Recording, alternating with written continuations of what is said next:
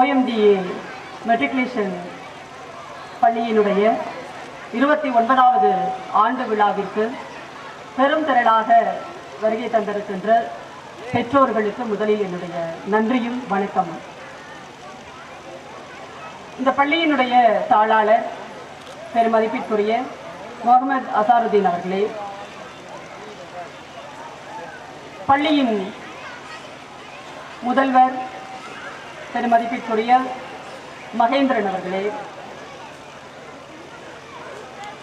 முன்னாள் ஊராட்சி மன்ற தலைவர் மதிப்பிற்குரிய வெங்கடேசன் அவர்களே, மகசூமியா பள்ளியினுடைய தாளாளர் அன்பிற்கினிய சகோதரர் ஹாஜா அலாவுதீன் அவர்களே, அன்பிற்கினிய சகோதரர் முகமது ஹாஜா அவர்களே,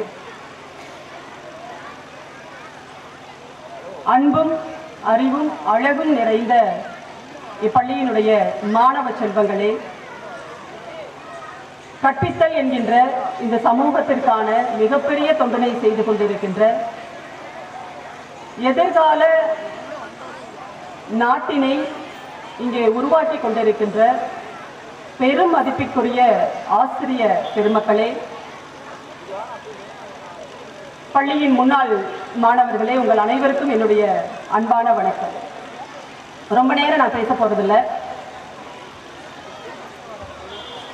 பொதுவாக ஆண்டு விழானா முன்னாடி நிறைய குழந்தைங்க உட்காந்துருப்பாங்க, பள்ளிக்கூட பிள்ளைகள் ஒரு பக்கம் உட்காந்துருப்பாங்க. அதனால் அவங்களுக்கு ஏதாவது ஒரு அறிவுரை சொல்லுவோம். இந்த பக்கம் பெற்றோர்கள் உட்காந்துருப்பாங்க, அவங்களுக்கு என்ன கடமைகள் இருக்குது அப்படிங்கிறத பற்றி பேசுவோம். இங்கே மட்டும் பெற்றோர்கள் மட்டுமே நிறைய பேர் உட்காந்துருக்கீங்க. உண்மையிலே சொல்லணும்னா இந்த ஊர்ல ஒரு கிராம பகுதியில் இப்படிப்பட்ட ஒரு பள்ளிக்கூடம் உங்களுக்கு கிடைத்தது என்பது மிகப்பெரிய பேரு அப்படின்னு நான் சொல்லுவேன். ஏன்னா நல்ல பள்ளிக்கூடத்துல பிள்ளைங்களை சேர்க்கணும் அப்படிங்கிறதுக்காக ஒவ்வொரு பெற்றோரும் எந்த பள்ளிக்கூடம் நம்ம பிள்ளைங்களுக்கு ஏற்ற பள்ளிக்கூடமா இருக்கும், அந்த பள்ளிக்கூடத்துல நம்ம பிள்ளைங்களை நல்லா பார்த்துக்குவாங்களா, நல்லா சொல்லி தருவாங்களா, வீட்டில் நம்ம எல்லாம் பிள்ளைங்களை அடிச்சிருக்கவே மாட்டாங்க. அப்ப என்ன நினைப்பாங்க, நம்ம பிள்ளைங்களை அடிக்காம அன்பா நடத்துவாங்களா, அங்க வேற என்னென்னலாம் நம்ம பிள்ளைங்களுக்கு சொல்லி கொடுப்பாங்க, நம்ம பிள்ளைங்களுடைய எதிர்காலம் அங்க நல்லா வடிவமைக்கப்படுமா, இப்படி பல தேடுதல்கள்ல இன்றைக்கு பெற்றோர்கள் இருக்காங்க. அதாவது நான் ஸ்கூல் படிக்கும் போது இருந்த காலத்துல அப்படிலாம் கிடையாது. ஊர்ல ஒரு கவர்மெண்ட் ஸ்கூல் இருக்கும், ஒரு தொடக்கப்பள்ளி இருக்கும், அங்க கொண்டு போய் டீச்சர் கிட்ட கொடுத்துட்டு ஒப்படைச்சிட்டு வந்துருவாங்க, பாத்துக்கோங்க அப்படின்னு சொல்லிட்டு. அவ்வளவுதான் அவர்களினுடைய ஒரு எதிர்பார்ப்பு, அவ்வளோட முடிஞ்சிடும். ஆனா இன்றைக்கு பெற்றோர்களுக்கு பெரிய பெரிய எதிர்பார்ப்புகள் இருக்கு. அந்த பிள்ளைகள் எப்படியெல்லாம் வளரணும்னு இப்பவே கனவு காண்கின்ற பெற்றோர்களாக இன்றைக்கு இருக்கிற பெற்றோர்கள் இருக்கும் இல்லையா? அப்படிப்பட்ட ஒரு உங்களுடைய கனவுகளை நிறைவேற்றக்கூடிய வகையில், அதுவும் இந்த பகுதியில் ஒரு கிராம பகுதியில் இவ்வளவு பெரிய ஒரு கல்வி வாய்ப்பினை வழங்கி கொண்டிருக்கின்ற OMDA பள்ளி நிர்வாகத்திற்கு முதல்ல என்னுடைய பாராட்டுகளை நான் தெரிவிச்சுக்கிறேன். ஏன்னா அதாவது பரம்பரையாக ஒரு தொழில் செஞ்சுட்டு இருப்பாங்க, ஒரு பிசினஸ் செஞ்சுட்டு இருப்பாங்க. அதுல அடுத்தடுத்த தலைமுறைகள் அந்த வியாபாரத்தை அடுத்தடுத்த கட்டத்துக்கு எடுத்துட்டு போய் பெருசா நடத்தி டெவலப் பண்ணி அதுல நிறைய வருமானம் சேர்த்து சொத்துக்களை குவிக்கிறது அப்படிங்கிறது பெரிய விஷயம் கிடையாது. ஆனா ஏற்கனவே இங்க மகசூமியா பள்ளியினுடைய தாளாளர் அலாவுதீன் சார் சொன்னார்ல, நாங்களாம் எங்களுடைய கை காசை போட்டு பள்ளிக்கூடம் நடத்திட்டு இருக்கோம்னு சொல்லிட்டு, அதுதான் உண்மை. இங்க உங்களுடைய தாளாளர் அசாருதீன் 3வது தலைமுறையாக அவங்க தாத்தா தொடங்கின பள்ளிக்கூடத்தை, அவங்க அப்பா நடத்திய பள்ளிக்கூடத்தை விட்டுடக்கூடாது, என்னுடைய ஊர் மக்களுக்கு இந்த கல்வி தொண்டினை நான் தொடர்ந்து என்னால் இயன்ற வரைக்கும் நான் கொடுக்கணுன்றதுக்காக 3வது தலைமுறையாக இந்த பள்ளிக்கூடத்தை நடத்துறாரு. அப்படின்னா அது ஒரு மிகப்பெரிய ஒரு கல்வி சேவை. அவருக்கு உண்மையிலேயே நாம் எல்லாம் கடமைப்பட்டிருக்கிறோம், நன்றி கடன் பட்டிருக்கிறோம் அப்படிங்கிறத நாம இங்க நினைவுல வச்சுக்கணும்.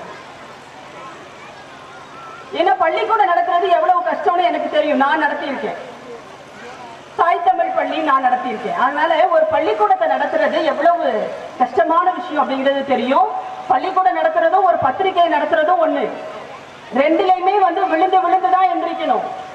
அதுக்கு ஒரு நல்ல சப்போர்ட் கிடைக்கிறதுக்குள்ள போதும் ஆயிடும். சில பேர் என்ன பண்ணுவாங்க, மனசு விட்டு போய் பாதியிலே விட்டுட்டு போயிடுவாங்க. ஆனா எந்த கஷ்டம் வந்தாலும் என்னுடைய பிள்ளைகளை என்னுடைய பள்ளிக்கூடத்துல எந்த வசதி குறைவும் இல்லாமல் நான் பார்த்துக்குவேன். அவங்களுக்கு ஒரு மிகச்சிறந்த கல்வியை நான் கொடுப்பேன் அப்படின்ற உறுதியோடு இந்த பள்ளியை நடத்திட்டு இருக்கிற உங்களுடைய தாளாளர் அசாருதீன் அவர்களுக்கும் அவரோடு ஒத்துழைப்பு கொடுத்து கொண்டிருக்கின்ற ஆசிரியர் பெருமக்களுக்கும் முதல்ல நாம நன்றியை தெரிவிச்சுக்கணும். இன்னொரு பக்கம் இங்க பிள்ளைங்க எல்லாம் அழகா நடனம் ஆடினாங்க. பொதுவா அந்த ஆசிரியர் பேசும்போது இந்த நிகழ்ச்சியை தொகுத்து வழங்கிய ஆசிரியர் சொன்னாங்க, கை தட்டுங்க கை தட்டுங்க கை தட்டுங்க. ஆனா அது அவங்க சொல்ற நேரத்துல கொஞ்ச நேரம் அப்படியே படபடன்னு கை தட்டுறீங்க, அதுக்கப்புறம் அப்படியே அது கீழே போயிடுது. நம்ம பிள்ளைங்களை நம்மளே உற்சாகப்படுத்தலைன்னா வேற யாரு உற்சாகப்படுத்துவா சொல்லுங்க பார்க்கலாம். அதாவது பிள்ளைகளுக்கு மிகப்பெரிய பாராட்டு அப்படிங்கிறதே பெற்றோர்களும் அவர்களுடைய உறவினர்கள் நண்பர்கள் இவங்க எல்லாரும் தட்டுற கைத்தட்டல் தான். அடுத்தடுத்து நிறைய நிகழ்ச்சிகள் இருக்கு. அப்ப நான் கவனிப்பேன் எப்படி கை தட்டுறீங்க அப்படின்னு சொல்லிட்டு. ஒரு பிள்ளை மேடையில ஏறுறா அப்படின்னா அவளோட கண்ணு யாரை தேடுது முதல்ல அதை யோசிங்க. முதல்ல அவங்க டீச்சரை பாக்குறாங்களா, இல்ல இல்ல இல்ல யாரு நமக்கு சீஃப் கெஸ்டா வந்திருக்காங்கன்னு எங்களை பாக்குறாங்களா, இல்ல அந்த பிள்ளையினுடைய கண்கள் முதல்ல தேடுறது அம்மா வந்திருக்காங்களா அப்பா வந்திருக்காங்களான்னு தான் தேடும். என்னுடைய மகள் பள்ளிக்கூடத்துல படிக்கும் போது சொல்லிட்டு போயிடுவா, நான் எங்க நிக்கிறேனோ அங்க இருந்து நான் எந்திரிச்சு நின்று ஒரு அட்டெண்டன்ஸ் போடணும் அவளுக்கு, அப்பதான் மேடையில ஒழுங்கா பெர்ஃபார்ம் பண்ணுவா. ஏன்னா அவங்களோட எதிர்பார்ப்பு நீங்க அவங்களுக்கு ஒரு பெரிய மாரல் சப்போர்ட்னு நம்ம பிள்ளைங்க நினைக்கிறாங்க. அப்போ இதுல பெற்றோர்களுடைய கடமையை பத்தி தான் நான் சொல்லணும்னு நினைக்கிறேன். இங்க பிள்ளைங்கள் எல்லாம் பரிசு வாங்கும்போது உண்மையில அவ்வளவு மகிழ்ச்சியா இருந்தது. அதே நேரத்துல ஒரு சின்ன கவலையும் எனக்கு இருந்துச்சு. ஏன் தெரியுமா, அந்த பிள்ளைங்க 12ஆம் வகுப்பு முடிச்சு அடுத்து கல்லூரிக்கு போகணும். கல்லூரிக்கு போறவரை மட்டும் கிடையாது, ஒரு பட்டம் வாங்கினா மட்டும் போதாது. நம்முடைய முதலமைச்சர் அவர்கள் பேசும்போது ஒரு கல்லூரியில பேசும்போது சொன்னாரு, ஏதோ ஒரு டிகிரி வாங்கிட்டோம் மட்டும் நீங்க நினைக்க கூடாது, பெரிய பெரிய ஆராய்ச்சி படிப்புகளுக்கெல்லாம் போகணும். அப்ப இந்த பிள்ளைகள் அடுத்தடுத்த கட்டங்களுக்கு இந்த கல்வியில நகன்று போகணும், ஆராய்ச்சி படிப்புகளுக்கு போகணும், பெரிய விஞ்ஞானிகளாக பொறியியலாளர்களாக ஏன் மிகப்பெரிய அரசியல் தலைவர்களாக கூட வரலாம் இங்க இருக்கிற பிள்ளைகள்ல பல பேர். அப்போ அது வரைக்கும் அந்த பிள்ளைகளை இந்த குடும்பம் அனுமதிக்கணும், இந்த குடும்பம் ஊக்கப்படுத்தணும். அவங்களை அடுத்த கட்டத்துக்கு நகர்ந்து போறதுக்கு அவங்க அவங்களை ஊக்கப்படுத்தி உற்சாகப்படுத்தணும். அப்படி ஒரு சூழல் இந்த பிள்ளைகளுக்கெல்லாம் கிடைக்குமா அப்படிங்கிற ஒரு கவலை எனக்கு இருக்கு. நீங்க நினைச்சு பாருங்க, இன்றைக்கு பெண்களினுடைய முன்னேற்றத்தை நீங்க எல்லா நிலைகளையும் பார்த்துட்டு இருக்கீங்க. நம்ம பள்ளிக்கூடத்துல பிள்ளைங்களை சேர்த்து விட்டுட்டோம், நாங்க ஃபீஸ் கட்டுறோம், அதோட எங்க கடமை முடிஞ்சிருச்சு அப்படின்னு தயவு செஞ்சு யாரும் நினைக்காதீங்க. தயவு செஞ்சு யாரும் நினைக்காதீங்க. கவர்மெண்ட் ஸ்கூல்ல ஃப்ரீயாவே எஜுகேஷன் கொடுக்குறாங்க. இப்ப ஸ்கூலுக்கு ஃபீஸ் கட்டுறதோ பிள்ளைங்களை நல்ல பள்ளிக்கூடமா பார்த்து சேர்க்கிறதோ அது உங்களுடைய அடிப்படை கடமை. அது ஆனா அதுக்கு அப்புறம் அந்த பிள்ளைகளுக்கு நீங்க எப்படி அடுத்தடுத்த கட்டங்களுக்கு அவங்களுக்கு நீங்க கையை பிடிச்சு கூட்டிட்டு போறீங்க அப்படிங்கறதுதான் இருக்கு உங்க பிள்ளைகளினுடைய வெற்றி அப்படின்றது. இப்ப இங்க இருக்கிற எல்லார்கிட்டையும் நான் ஒரு கேள்வி கேட்கிறேன். திருவாரூர்ல கிட்டத்தட்ட 10 நாட்களாக ஒரு நிகழ்ச்சி நடந்துட்டு இருக்கு. யாருக்காவது தெரியுமா? தெரியுமா யாருக்காவது? சொல்லுங்க. புத்தக திருவிழா. புத்தக திருவிழா நடந்துட்டு இருக்கு. எங்க நடக்குது? இங்க இருந்து ஒரு 20 நிமிஷம் பயணம் திருவாரூர்ல நடக்குது. 4வது ஆண்டாக நடக்குது. நடக்குதா? கேள்விப்பட்டிருக்கீங்களா? முதல்ல 4வது ஆண்டாக திருவாரூர்ல புத்தக திருவிழா நடந்துட்டு இருக்கு. தமிழ்நாடு அரசு ஒவ்வொரு மாவட்டம் தோறும் புத்தக திருவிழாக்களை நடத்தணும்னு சொல்லிட்டு திட்டமிட்டு எல்லா மாவட்டங்கள்லயும் புத்தக திருவிழாக்களை நடத்திட்டு இருக்காங்க. உங்களுக்கு தோணலாம், பிள்ளைங்க பள்ளிக்கூடத்துக்கு போறாங்க, அங்க பாடம் சொல்லி தராங்க, பாட புத்தகங்களே இவ்வளவு இருக்கு, சுமக்க முடியாம சுமந்துட்டு வருதுங்க எங்க பிள்ளைங்க, அதை படிச்சு முடிச்சா போதாதா, இதுல புத்தக திருவிழாவுக்கு போய் அங்க இருக்கிற புத்தகங்களை வேற வாங்கி இவ்வளவு கஷ்டப்படுத்தணுமா அப்படின்னு உங்களுக்கு தோணலாம். ஆனால் பாட புத்தகங்களை தாண்டியும் ஒரு பெரிய அறிவு உலகம் இருக்குங்கிறத உங்க பிள்ளைகளுக்கு நீங்க தான் அறிமுகப்படுத்தணும். நான் கேட்டேன், பள்ளிக்கூடத்துல லைப்ரரி இருக்கா அப்படின்னு சொல்லிட்டு, உங்க தாளாளர் சொன்னாங்க இருக்கு, கொஞ்சம் அதை விரிவுபடுத்துற வேலையை நாங்க இப்ப செஞ்சிட்டு இருக்கோம் அப்படின்னு சொல்லிட்டு.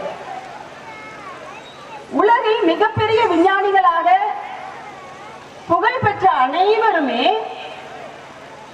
கல்லூரி காலங்களிலும் சரி, படிக்கிற காலங்களிலும் சரி, நூலகத்தை பெரிய அளவில் பயன்படுத்தியவர்களாக தான் இருக்காங்க. இங்க சொன்னாரு நம்மளுடைய முதல்வர் அவர்கள் பேசும்போது பேரறிஞர் அண்ணா அவர்களை பற்றி சொன்னாரு.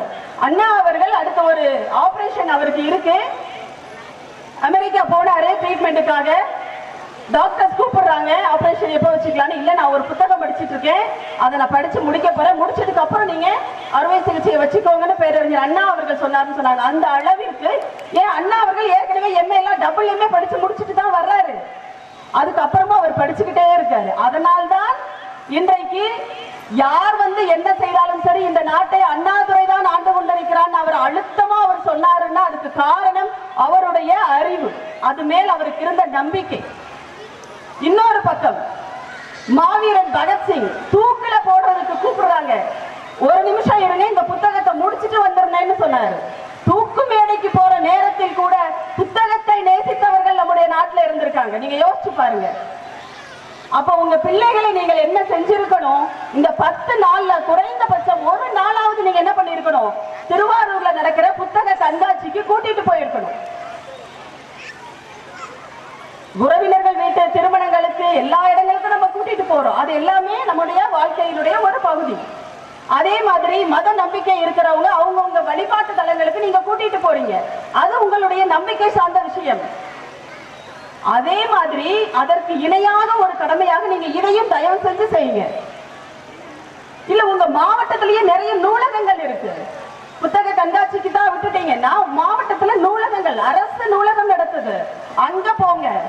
ஒண்ணு இல்ல, இதை படி இதை படிக்காதன்னு உங்க பிள்ளைகளுக்கு நீங்க சொல்ல வேண்டாம். இப்ப இருக்கிற பிள்ளைங்களை மாதிரி அறிவான பிள்ளைகள் எப்பவுமே நமக்கு கிடைச்சது கிடையாது. அவங்களுக்கு எல்லாமே தெரியுது, ஏன்னா போன் இருக்கு கையில, அவ்வளவு பெரிய எக்ஸ்போசஸ் இருக்கு அவங்களுக்கு, அவங்க உங்களுக்கு சொல்லி தருவாங்க. அவ்வளவு அறிவான பிள்ளைங்க. ஆனா அவங்களை நம்ம சரியா வழி நடத்த மட்டும் நம்ம செஞ்சா போதும்.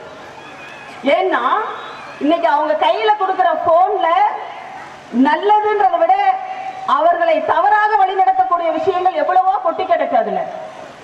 அப்போ நம்ம பிள்ளைங்களை அதுல இருந்தெல்லாம் நாம தான் என்ன பண்ணணும், பாதுகாத்து சரியான திசைக்கு கொண்டு போய் சேர்க்கணும் இல்லையா? இன்றைக்கு தமிழ்நாடு அரசே பள்ளி கல்லூரிகளில் போதை பழக்கம் இருக்கின்ற ஒரு மிகப்பெரிய கவலையோடு கூட அந்த மாணவர்களை அதிலிருந்து மீட்கணுன்றதுக்காக எத்தனையோ ப்ரோக்ராம்ஸ் பண்ணிட்டு இருக்காங்க.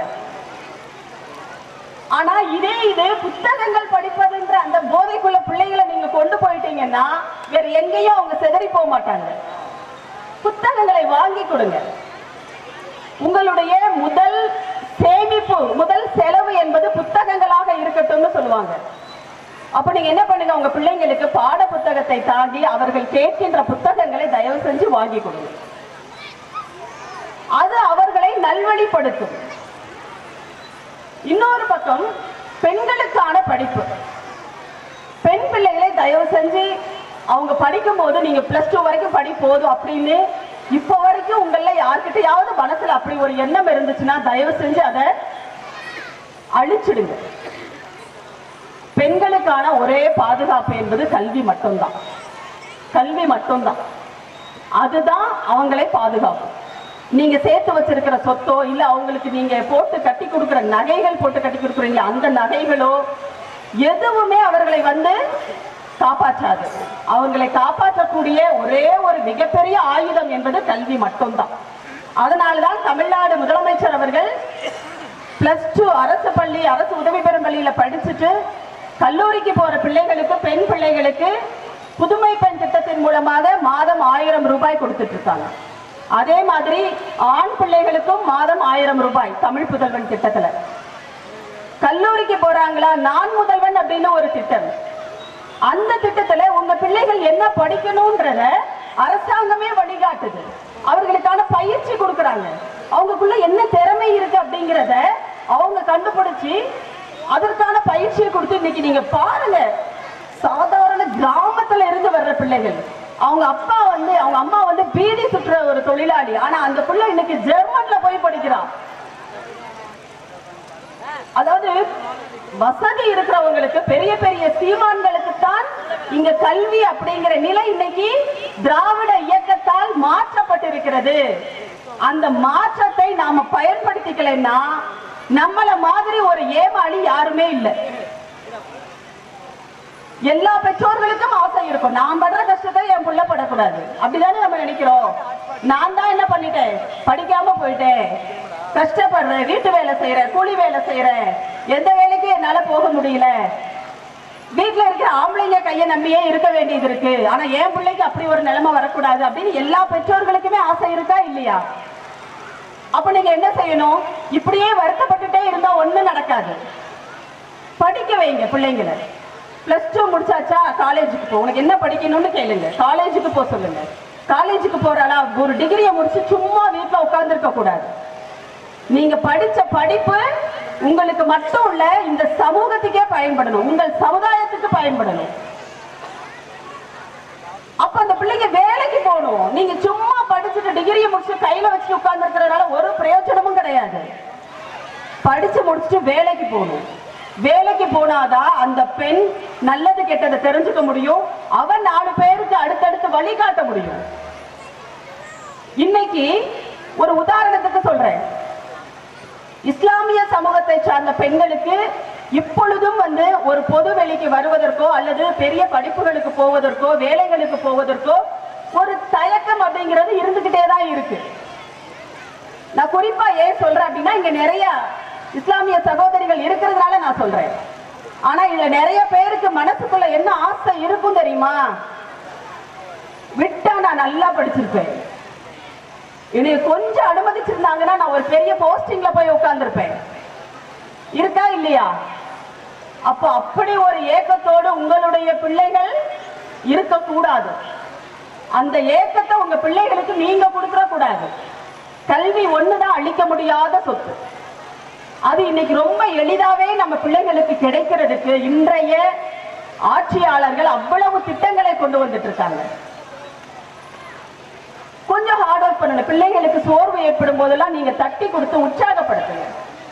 இன்னொன்னு சொல்றேன், பிள்ளைங்களுக்கு கஷ்டம் தெரியாம வளர்க்கணும்னு தயவு செஞ்சு நினைக்காதீங்க. நீங்க பட்ட கஷ்டம் உங்க பிள்ளைங்க படக்கூடாதுன்னு நீங்க நினைக்கிறது நியாயம்தான். ஆனா நீங்க பட்ட கஷ்டம் உங்க பிள்ளைகளுக்கு தெரியக்கூடாதுன்னு நினைக்க கூடாது. கண்டிப்பா நீங்க பட்ட கஷ்டங்கள் எல்லாம் உங்க பிள்ளைங்களுக்கு தெரியணும். பொருளாதார கஷ்டமாக இருந்தாலும் சரி, அல்லது ஒரு பெண்ணாக நீங்கள் பட்ட கஷ்டமாக இருந்தாலும் சரி, உங்க பிள்ளைகளுக்கு, எல்லா பிள்ளைகளுக்கும் சொல்றேன், ஆண் பிள்ளைக்கும் தெரியணும், பெண் பிள்ளைக்கும் தெரியணும். அப்பதான் அந்த ஆண் பிள்ளை அடுத்து வளரும் போது தன்னுடன் இருக்கின்ற, தன்னுடன் படிக்கிற, வேலை செய்கிற பெண்களை சமமாக மதிக்கிற ஒரு பெரிய ஒரு என்ன சொல்றது, ஒரு நல்ல மனிதனாக அந்த பையன் வளருவான். அதனால உங்க கஷ்டத்தை சொல்லி உங்க பிள்ளைகளுக்கு நீங்க வளர்த்து ஆளாக்க பாருங்க. இன்னொன்னு, நான் என் வீட்டுல நான் செஞ்சதை நான் உங்களுக்கு சொல்றேன். சும்மா வந்து பேசிட்டு போறேன் அப்படின்னு நீங்க நினைக்க கூடாது. என்னுடைய அனுபவத்தில இருந்து தான் நான் இதெல்லாம் நான் பேசிட்டு இருக்கேன். எனக்கு ஒரே ஒரு பொண்ணுதான், அவளுக்கு கல்யாணம் ஆயிடுச்சு. இப்போ பேரனுக்கு 2 வயசு ஆகுது. அவ இப்ப TNPSC குரூப் 1க்காக படிச்சுட்டு இருக்கா. நான் வந்து அவளுக்கு என் வாழ்க்கையில நடந்த எந்த ஒன்றையும் என் மகளிடம் நான் மறைத்ததே கிடையாது. ஒரு சிங்கிள் பேரண்டா தான் 2 வயசுல இருந்து என் பிள்ளைய நான் வளர்த்து ஆளாக்கிட்டேன். எனக்கு கூட பிறந்தவங்களும் யாரும் கிடையாது. நான் ஒரே பொண்ணுதான். அப்போ நான் எப்படி கஷ்டப்பட்டு என் பிள்ளைய வளர்த்தேங்கிறத நீங்க யோசிச்சு பாருங்க, நினைச்சு பாருங்க. தந்தை பெரியாரினுடைய கொள்கை மட்டுமே என்னை துணிச்சலோடு வழி நடத்தியது. எங்களுடைய இயக்கத்தினுடைய தோழர்கள் எனக்கு தோள் கொடுத்தாங்க. என் பிள்ளைக்கு நான் எல்லாத்தையும் சொல்லி வளர்த்திருக்கேன். நான் எவ்வளவு கஷ்டப்பட்டேன்னு சொல்லி வளர்த்திருக்கேன். நான் என்ன செய்வேன் தெரியுமா? இந்த மாதிரி புத்தக கண்காட்சி நடக்கும்போது ஒரு நாளும் என் பிள்ளைய தவறாம நான் கூட்டிட்டு போயிடுவேன். கூட்டிட்டு போனேன்னா அவ கையில ஒரு 500 ரூபாய் கையில கொடுத்து, இது உன்னோட பட்ஜெட், உனக்கு வேண்டிய புத்தகங்களை இந்த காசுக்குள்ள நீ வாங்கிக்கோன்னு சொல்லுவேன். அதே மாதிரி அவளுடைய பிறந்த நாளா இருந்தாலும் சரி, அல்லது பொங்கலா வந்தா பொங்கல் திருநாள், தை திருநாளா இருந்தாலும் சரி, ஒரு அமௌண்ட் அவ கையில கொடுத்து இதுதான் பட்ஜெட், உனக்கான பட்ஜெட், இதுக்குள்ள நீ உனக்கு என்ன வேணுமோ வாங்கிக்கோ, உன்னுடைய பிறந்த நாளுக்கு உன்னுடைய நண்பர்களை எங்கேயா கூட்டிட்டு போகணுமா, இதுதான் உனக்கு அமௌண்ட், இதுக்குள்ளதான் நீ பாத்துக்கணும். ஆனா என்ன நடக்கும் தெரியுமா, இதெல்லாம் செய்யறதுக்கு முன்னாடி நான் அவளை புக் ஃபேருக்கு கூட்டிட்டு போனேன்னா சும்மா மேடம் அள்ளுவாங்க, புக்கெல்லாம் பெரிய பெரிய புத்தகமா தான் எடுப்பாங்க. எனக்கு காசு நான் தானே கொடுக்குறேன், பெரிய பெரிய புத்தகமா வச்சு பில்லுக்கு ஒரு தீட்டு தீட்டி விட்டுருவா. ஆனா அவகிட்ட 500 ரூபாய் கொடுத்து இதுக்குள்ள நீ புக்கு வாங்கிக்கோன்னு சொன்னா அப்படியே புத்தகத்தோட விலையத்தான் முதல்ல எடுத்து பார்ப்பாங்க மேடம்.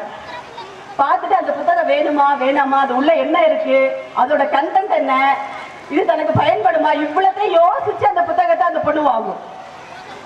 அதே மாதிரி வீட்டு வரவு செலவையும் அவகிட்ட நான் ஒப்படைச்சேன். 12வது வகுப்பு படிச்சு முடிச்சதோ கல்லூரிக்கு போக தொடங்கின உடனே வீட்டு வரவு செலவு மொத்தத்தையும் என் பொண்ணுகிட்ட தான் ஒப்படைச்சேன். நான் மளிகை ஜாமான் போய் வாங்கிட்டு வர்றது, எங்க அம்மா அப்பா என் கூட இருந்தாங்க, வயசானவங்க, அவங்களுக்கான மருத்துவம் பார்க்கறது, எல்லா ரிப்போர்ட் மெயின்டைன் பண்றது எல்லாமே அவ தான் பண்ணுவா. இது ஏன் தெரியுமா, வீட்டில் இருக்கின்ற வயதானவர்கள் மீது நம்ம பிள்ளைங்களுக்கு இப்பெல்லாம் பெரும்பாலும் ஒரு பெரிய மரியாதையோ அல்லது மதிப்போ, அவர்களை கவனிக்கணும்ன்ற, அவர்களை பேணி காக்கணும்ன்ற ஒரு எண்ணமோ இன்றைக்கு இருக்கிற பிள்ளைகளுக்கு குறைஞ்சிக்கிட்டே வரதை பார்க்கும். அப்ப இது எல்லாம் யாருடைய கையில் இருக்குன்னா பெற்றோர்களான நம்முடைய கையில் இருக்கு. இதுல பெற்றோர்கள் நான் சொன்னேன், ஆண்களுக்கும் அதுதான் பெண்களுக்கும் அதுதான். ஆகுனா உடனே புள்ள வளர்க்கிற பொறுப்பெல்லாம் பொம்பளைக்கு தான், தயவு செஞ்சு இனிமே தள்ளிடாதீங்க. பிள்ளைங்க நல்லா பரிசு வாங்கிட்டு வரும்போது மட்டும் என் பிள்ளைய பாத்தியா அப்படின்னு சொல்றதும், அந்த பிள்ளை ஏதாவது தப்பு பண்ணிச்சுன்னா புள்ள வளர்த்துருக்கா பாரு அப்படின்னு சொல்லிட்டு அம்மாவை திட்டுறதெல்லாம் இனிமே இருக்கக்கூடாது. அப்ப இதுல பெற்றோர்களுக்கு 2 பேருக்குமே ஒரு பொறுப்பு இருக்கு அப்படிங்கறத நீங்க தயவு செஞ்சு உணருங்க. பெண் பிள்ளைகள் தான் இன்றைக்கு ரொம்ப ரொம்ப அறிவுங்க, தெளிவா இருக்காங்க. நீங்க எங்களை பயப்படவே தேவையில்லை. ஐயோ நம்ம பிள்ளை வழி தவறி போயிருமோ, இல்ல அந்த பிள்ளை ஏதாவது தவறான முடிவு எடுத்துருமோ, ஒரு இதுல தோத்து போயிட்டா அடுத்ததுக்கு போறதுக்குள்ள அந்த பிள்ளைக்கு ஏதாவது ஆயிடுமோ, அப்படிலாம் நீங்க பயப்படவே வேண்டியதில்லை. ஆண் பிள்ளைகளை விட பெண் பிள்ளைகள் இன்னைக்கு ரொம்ப ரொம்ப தெளிவா இருக்காங்க. அதனால நீங்க எதுக்காகவும் பயப்பட வேண்டிய தேவையே இல்லை. அவர்களுக்கு என்ன வேண்டும் அப்படிங்கிறதுல ரொம்ப தெளிவா இருக்காங்க. அதுவும் இன்றைக்கு தமிழ்நாடு அரசு பெண் பிள்ளைங்களுக்கு அவ்வளவு முக்கியத்துவம் கொடுக்குறாங்க.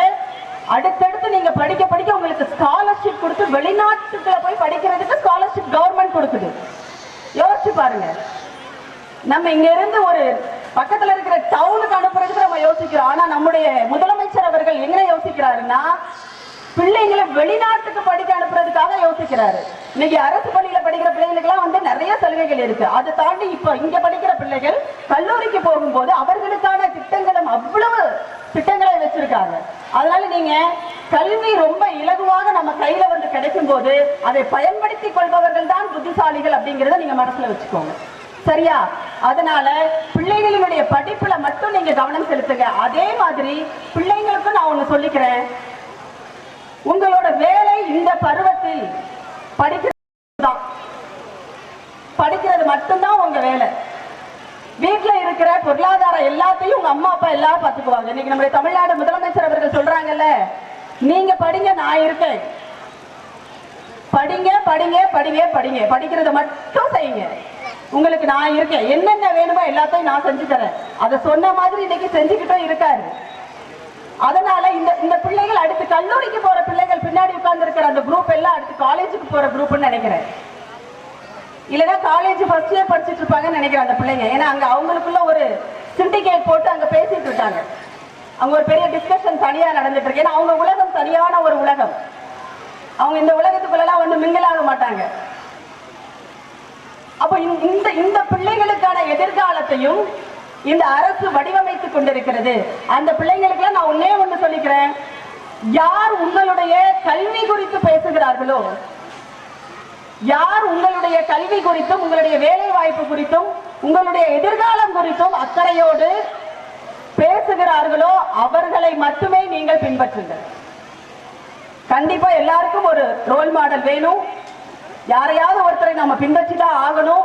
அதுவும் நீங்க சொன்னாங்க பாசிசத்துக்கு எதிராக நான் பேசுறேன் அப்படின்லாம் முதல்வர் சொன்னாரு. இன்றைக்கு அந்த பாசிசம் தான் எல்லோருடைய உரிமைகளையும் பறித்துக் கொண்டிருக்கிறது. பெண்கள் படிக்க கூடாதுன்னு நினைக்கிறாங்க. குறிப்பா இஸ்லாமியர்கள் மேல வரவே கூடாது, இன்னும் இந்த நாட்டுல வாழவே கூடாதுன்னு நினைக்கிற சக்திகள் எல்லாம் இன்னும் இந்த நாட்டுல இருந்துட்டு இருக்கு. அப்போ யாரை நாம் பின்பற்றணும் அப்படிங்கிற தெளிவையும் நம்முடைய பிள்ளைகளுக்கு பிள்ளைகளுக்கு நாம கொடுக்க வேண்டியது இருக்கிறது. இந்த கல்வி அப்படிங்கிறது அப்படிப்பட்ட ஒரு தெளிவான பார்வையை பிள்ளைகளுக்கு கொடுக்கும். அதை நீங்க முதல்ல கவனத்துல வச்சுக்கோங்க. உங்களுடைய மார்க்கங்கள், உங்களுடைய கடவுள் நம்பிக்கைகள் எல்லாவற்றையும் தாண்டி கல்வி மட்டும்தான் அவர்களை தெளிவுபடுத்தும். அது மட்டும்தான் அவங்களை தெளிவா யோசிக்க வைக்கும். ஆனா தயவு செஞ்சு நீங்க கல்வியை கொடுத்துட்டீங்கன்னா உங்க பிள்ளைகளுக்கு தங்களுடைய எதிரிகள் யாருன்னு தெரியும், தங்களை யார் ஒடுக்குறாங்கன்னு தெரியும், அதுல இருந்து நம்ம எப்படி மீண்டு வரணும்னு தெரியும், அந்த தடைகளை எப்படி உடைச்சு முன்னேறணும்ன்றது அவங்களுக்கு புரியும். இப்ப இது எல்லாத்தையும் செஞ்சாதான் என்ன பண்ண முடியும், நாம் எப்படி அடையாளப்படுத்தப்பட வேண்டும் அப்படிங்கறதையும் நாம முடிவு செய்ய முடியும் இல்லையா? ஒரு கல்வியாளனாக, ஒரு விஞ்ஞானியாக, ஒரு மிகப்பெரிய ஒரு நிறுவனத்தினுடைய தலைமை செயல் அதிகாரியாக நம்முடைய பிள்ளைகள் இந்த சமூகத்தில் அடையாளப்படுத்தப்படணும். இங்க பிள்ளைங்கள்லாம் வந்து டான்ஸ் ஆடும்போது எல்லா அம்மாக்களும் எல்லாருமே டக்குன்னு வந்து உங்க மொபைல் போனை தூக்கி வீடியோ எடுத்தீங்க, போட்டோ எடுத்தீங்க, எல்லாருமே எடுத்தீங்க இல்லையா? ஆனா அதே இது இன்னொன்னு சொல்றேன், அந்த பிள்ளைகள் வளர்ந்து பெரியவங்களாகி ஒரு பெரிய பொசிஷனுக்கு போகும்போது இதே மாதிரி மேடையில் அவங்க வந்து நிற்கும் போது செல்போன்கள் இல்ல, நூற்றுக்கணக்கான கேமராக்கள் அவர்களை படம் பிடிக்கும். அந்த இடத்துக்கு அவங்களை நீங்க கொண்டு வந்து நிறுத்தணும். இன்னைக்கு விளையாட்டு துறையா இருந்தாலும் சரி, கல்வியா இருந்தாலும் சரி, எல்லாவற்றுக்கும் உதவி செய்யக்கூடிய ஒரு அரசு நமக்கு இருக்கும் போது நமக்கு என்ன கவலை யோசிச்சு பாருங்க. அப்போ நம்முடைய பிள்ளைகளை ஒரு அவையில் முந்தி இருக்க செய்ய வேண்டியது பெற்றோர்கள் ஆகிய உங்களுடைய கடமை. பெற்றோர்களை பெருமைப்படுத்த வேண்டியது பிள்ளைகள் ஆகிய அவர்களுடைய கடமை. இது ரெண்டையும் தெளிவா புரிஞ்சுக்கிட்டோம்னா போதும், உதவிகள் எங்கிருந்தாலும் வந்து நமக்கு சேரும். சரியா? சரி, இப்போ இங்க ஸ்டூடெண்ட்ஸ் யாராவது இருக்கீங்களா? நான் இப்போ இது மட்டும் சொல்லி நான் முடிச்சிடுறேன். நான் இப்போ ஒரு 3 புத்தகங்கள் நான் காட்டுறேன். சரியா? இதுல இருக்கிறவங்க பெயரையும் நான் சொல்றேன். அவங்க எதற்காக புகழ் பெற்றவர்கள் அப்படிங்கறத நீங்க சொல்லிட்டீங்கன்னா இந்த புக்கை நான் உங்களுக்கு கொடுத்தேன். ரைட்டா? ஐசக் நியூட்டன் எதுக்காக அவருடைய கிராவிட்டி, இன்னொன்னு நியூட்டன்ஸ் லா. Okay,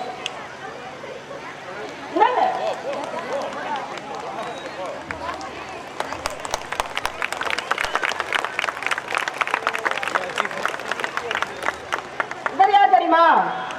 Charles Babbage.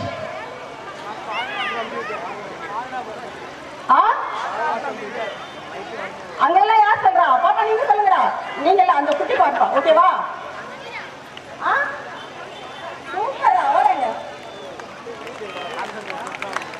இன்னைக்கு கணினி தான் உலகையே ஆண்டு கொண்டிருக்கிறது. அடுத்த லெவல் எது தெரியும்ல? ஏஐ. ஏஐ தான் அடுத்து. இன்னும் ஒரு 4 நூற்றாண்டு, ஒரு 20-25 ஆண்டுகளுக்கு ஏஐ தான் இங்க வந்து ஃபர்ஸ்ட்ல இருக்க போகுது. செயற்கை நுண்ணறிவு.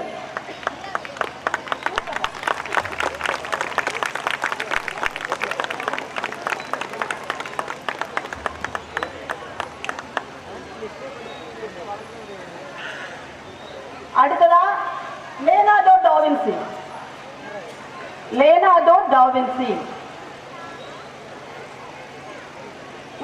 நிறைய கண்டுபிடிப்புகள் கண்டுபிடிச்சிருக்கிறார். இன்னைக்கு பாராசூட் இருக்குல்ல, இப்போ திடீர்னு ஏதாவது ஒரு விபத்து, விமான விபத்தோ அல்லது ஒரு பெரிய சாகசங்கள விபத்து ஏற்பட்டாலும் உடனே என்ன பண்ணுவாங்க? பாராசூட்ல குதிப்பாங்கல்ல. அதெல்லாம் வந்து இவருடைய கண்டுபிடிப்பு தான். சரியா? ஓகே, இப்ப யாருக்கு வேணும்?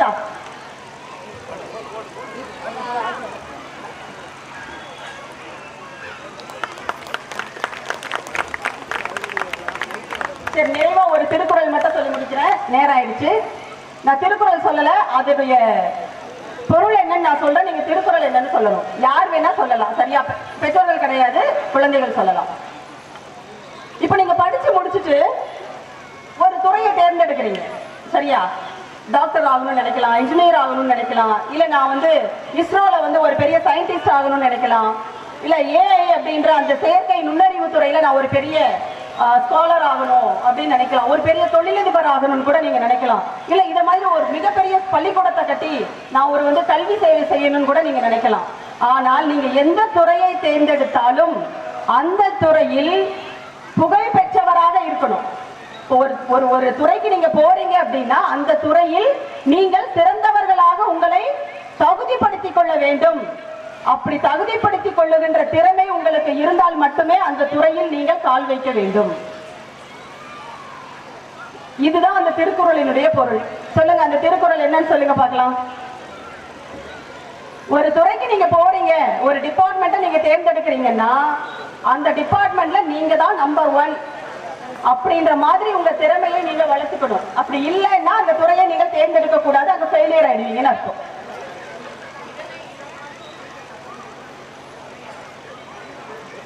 இல்ல,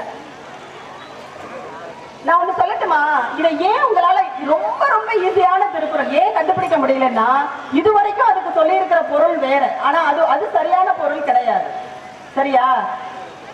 திருக்குறளை நான் சொல்லிடட்டுமா? தோன்றி புகழோடு தோன்றுக அத்திலார் தோன்றலின் தோன்றாமை நன்று. சரியா? இதுக்கு இதுவரைக்கும் நமக்கு என்ன சொல்லி கொடுத்தாங்க சொல்லுங்க பார்க்கலாம். பிறந்தா புகழோட பிறக்கணும், இல்லைன்னா நீ பிறக்காம இருக்கிறதே நல்லது. இது என்னையா ஒரு விளக்கம்? இது யோசிச்சு பாருங்க. அப்படி தோன்றும் போதே நீங்க புகழோட தோன்றணும்னா ஜவஹர்லால் நேரு குடும்பத்திலையும் இல்லையா, அவர் குடும்பத்துல நம்ம பிறந்திருக்கணும். இல்லைன்னா அதானி அம்பானி மாதிரியான குடும்பத்துல பிறக்கணும் அப்படின்னு அர்த்தம். அப்ப மத்தவங்க எல்லாம் அதுக்கு அது பொருள் கிடையாது. தோன்றி புகழோடு தோன்றுக. நீ ஒரு துறையில போய் கால் பதிக்கிறன்னா அந்த துறையில் நீ புகழ் பெற்றவனாக உன்னை தகுதிப்படுத்திக்கணும். அத்திலார் அப்படி இல்லைன்னா தோன்றலின் தோன்றாமை நன்று. நீ அங்க போய் நிக்கிறதை விட நீ அங்க போகாம இருக்கிறதே நல்லது. ஏன்னா நீ பின்தங்கி போயிடுவ. அதனால நீ அங்க போகாம இருக்கிறதே நல்லது அப்படிங்கிறதா அந்த திருக்குறளினுடைய பொருள். அப்போ எந்த ஒன்றையும் பகுத்தறிந்து பார்க்க வேண்டும் அப்படிங்கிறதா இதுல இருக்கிற செய்தி. சரியா? அதனால யார் என்ன சொன்னாலும் சரி, திருக்குறளுக்கு மணக்குடவர் உரையா இருந்தாலும் சரி, பரிமேலழகர் உரையா இருந்தாலும் சரி, மூவாவோட உரையாக இருந்தாலும் சரி, நீங்க உங்க அறிவுக்கு உட்பட்டு நீங்க யோசிச்சு பாருங்க. அதுதான் இதுல இருக்கிற பொருள். சரியா? வாழ்த்துக்கள் பா. +1 +2 10th பிள்ளைகள்லாம் எக்ஸாம் எழுத போறீங்க. நல்லா எழுதுங்க. ஒரு பையன் நான் ஸ்டேட் ரேங்க் வருவேன் மேடம் அப்படின்னு சொல்லிட்டு போயிருக்கான். எல்லோருமே தேர்வில் வெற்றி அடைந்து அடுத்தடுத்த கட்டங்களுக்கு செல்வதற்கு என்னுடைய நெஞ்சார்ந்த வாழ்த்துக்கள்.